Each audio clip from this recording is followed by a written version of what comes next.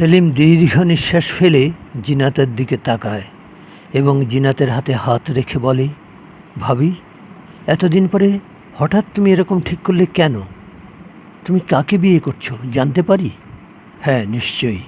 কে সে? আব্দুস সবুর। কি? চিৎকার করে ওঠে সেলিম। আব্দুস সবুর? তুমি আব্দুস সবুরকে বিয়ে করছো? মুক্তিযুদ্ধের এক শহীদের বউ হয়ে একটা রাজাকারকে তুমি বিয়ে করছো শেষ পর্যন্ত? হ্যাঁ, করছি। এবং সেটা নিজ মুখে বলতে পারছো? হ্যাঁ, পারছি।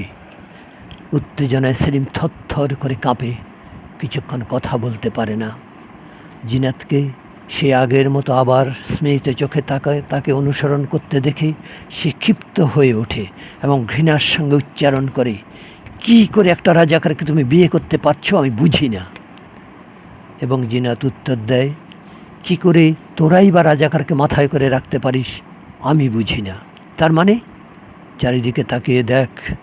বলিনি প্রশ্ন করিস না, করলে দুঃখ পাবি।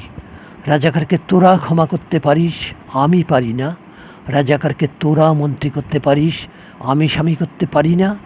৭১-এর দালালকে স্বাধীনতার পদক দিতে পারিস, ৭১-এর দালালের গলায় আমি মালা দিতে পারি না। আমি করলেই অপরাধ, আর তোদের বেলায় সেটা উদারতা। আমাকে তোরা মনে রাখতে বলিস আর নিজেরা ভুলে যাবার জন্য রক্ত ঢেকে রাখিস। হতবাক হয়ে তাকিয়ে থাকে সেলিম।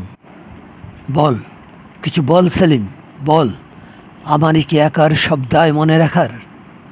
নীরবে দ্রুত মাথা নাড়তে দেখে সেলিম, এবং সে নিজেই জানে না কি করছে। কিছুক্ষণ পরে দুর্বল গলায় সে বলে, ভাবি, তোমার স্বামী মুক্তিযুদ্ধের জন্য একদিন জীবন দিয়েছিল। হ্যাঁ, দিয়েছিল। যে জীবন দিয়েছিল সে শুধু আমার স্বামী ছিল না, তোমারও সে ভাই ছিল, ছিল না? অস্বীকার করবি? ভাই হয়ে তুই ভাইয়ের কথা ভুলে থাকবি আর আমি তার বিধবা হয়ে তার কথা মনে রাখব?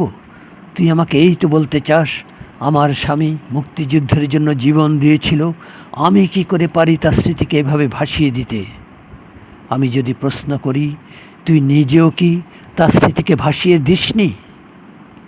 যুদ্ধ থেকে ফিরে এসে যাদের বিরুদ্ধে তুই যুদ্ধ করেছিলি তাদেরই মতো কি হয়ে যাসনি? তুই কি খুন করে বসে নেই এই দেশটার সমস্ত আশা, স্বপ্ন, ভবিষ্যৎ? আজ তুই গর্ব করে বলিস পলিটিক্স ছেড়ে দিয়েছিস। আজ তুই ব্যবসা করতে নেমে শোষণ করছিস গরিব কারিগরদের। আজ তোর অবসর কাটে মদের আড্ডায়। নিজের দিকে একবার তাকিয়ে দেখ। সেদিনের মুক্তিযোদ্ধা আজ তোর কী চেহারা! আর তোর মতো যারা নয় তারা কি করছে? তারা কেউ হাত পা গুটিয়ে বসে আছে, কেউ হাসপাতালে পড়ে আছে, গ্রামের ভাঙা কুড়ে ঘরে শুয়ে আছে, নতুন নতুন দালালের ছুরিতে জীবন দিচ্ছে, কিন্তু কোনো প্রতিবাদ করছে না, উঠে দাঁড়াচ্ছে না। আর দেশ শুধু আশার বাণী শোনাচ্ছে, এই সামনেই আছে আমাদের সোনার ভবিষ্যৎ। বল, আমাকে বল, আমি শুধু অপমান করছি মুক্তিযুদ্ধের শহীদদের? দুহাতে মুখ ঢেকে বসে থাকে সেলিম। জিনাত তার মুখ থেকে হাত কেড়ে নেয়। কোথায় গেল তোদের সব বড় বড় কথা আর মোটা মোটা স্লোগান আর রক্ত দেয়া স্মৃতি আর সোনার বাংলার স্বপ্ন?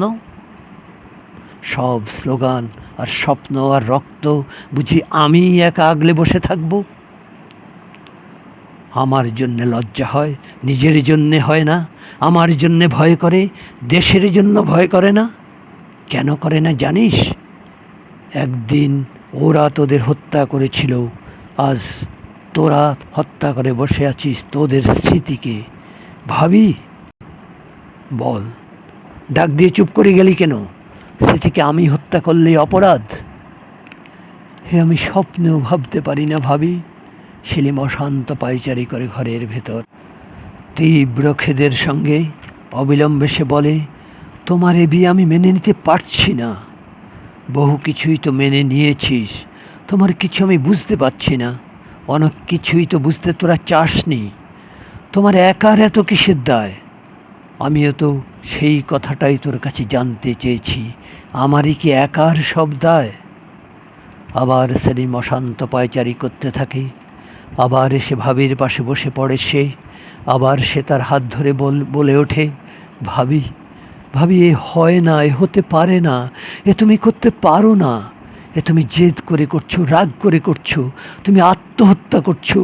কেন তুমি এটা করছো? কেন করছি? জিনাতের চোখ সহসা সজল হয়ে ওঠে।